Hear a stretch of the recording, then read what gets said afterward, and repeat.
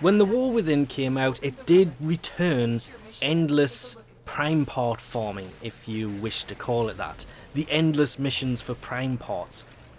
Endless relic cracking. There's lots of different ways you can put this, but I think it was back in June or July. Somewhere like that. They actually removed the whole endless missions. They are still there. If you go to the Void, you can do endless missions.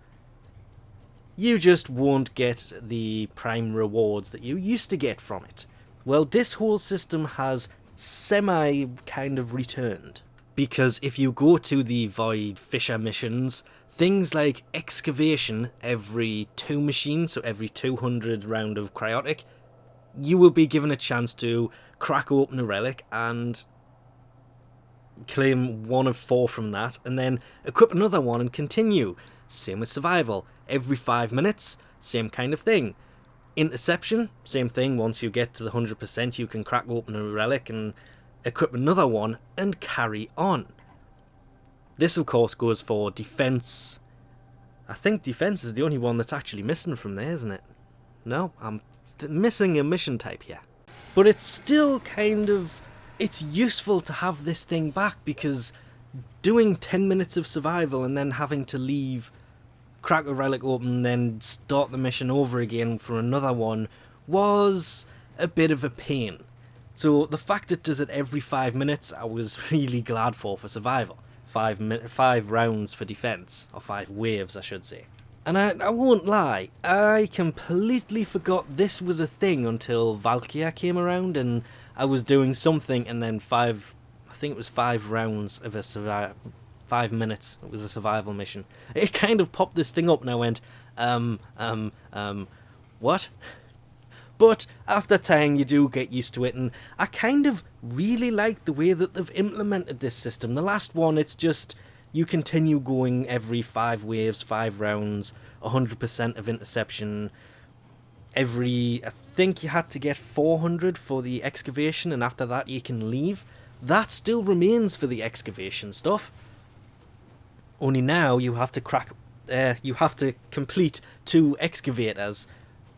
Then you get to crack open another relic. I think that should be increased just a little bit, because personally what I found is there was a few times I clutched that last radiance thing to be able to get the void traces and open the thing before it ended, and that was just down to the way that other people were playing, because obviously they had it in mind, or they weren't watching how many relics, radiance, whatever they're called, reactants is the word I'm looking for. They weren't watching how many reactants other people had. And sometimes they are, because you can see the machine had come to a stop. And I found doing this, you learn new ways of playing the game, which I didn't expect. But I still think for the excavations, every 300 might slow it down just a little, because I did it once and got over 200 and something void traces.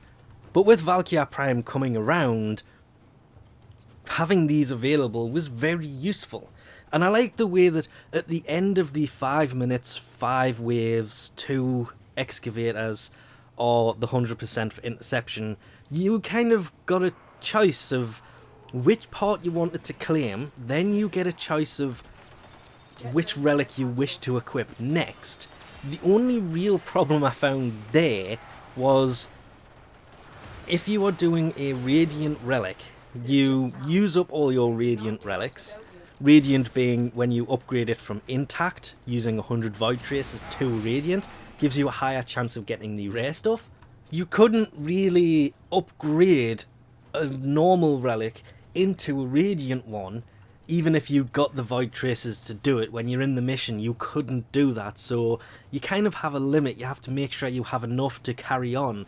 Another system I really kind of liked is, again, every 5 waves, 5 minutes, 100% for the interception, I was going to say excavators, or 200 cryotic for the excavators. You also get a little bonus that pops up on the bottom left that gives plus 25%, and the 4 things that are there are resource booster, credit booster, the one for rare resources, that's the blue containers, and affinity. Once you've completed 4, so all of them are ticked, it kind of weirded us out and give us a relic. But then after that it goes back and the 25% becomes 50%. But the fact that they are back means that if they pop up for the... depending which relic you are actually opening, it can pop up for any of them, whether it be the Lith, the Meso, the Neo, or even the Axi relics. These missions can pop up for each and every one of them, of course Lith being the easiest of them, so if you've got enough relics there, depending on what planet it pops up, could be useful. Of course, you have to have enough relics to be able to go endless. You can do this without cracking a relic open, of course, but you won't get any prime rewards or prime anything from actually doing this.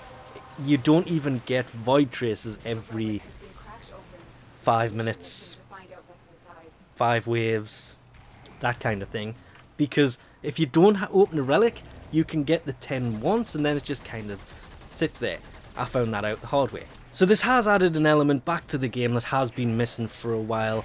I am kind of glad to see it return. I do like the way that it works. I just like the fact that you can sit there. It's just getting people to actually sit in the mission with you. The best thing about it, which the Void didn't really have, is you can do this in an open lobby. You don't need to go to the recruiting channel and look for a group to do it with. You can just jump into the mission in public and go for it until people want to leave. Which just kind of made it more fun, because you can just jump in and do endless missions to get prime parts without having to find a group. And that was one of my biggest problems with the Void keys, which is why I had quite a lot of them built up, because I couldn't really be bothered sitting there to find a group. If somebody got in touch with us, I had the key, say, okay, yeah, we'll go and do it. Otherwise, just solo them, because it was quicker, easier, and you didn't have to deal with people telling you what to do.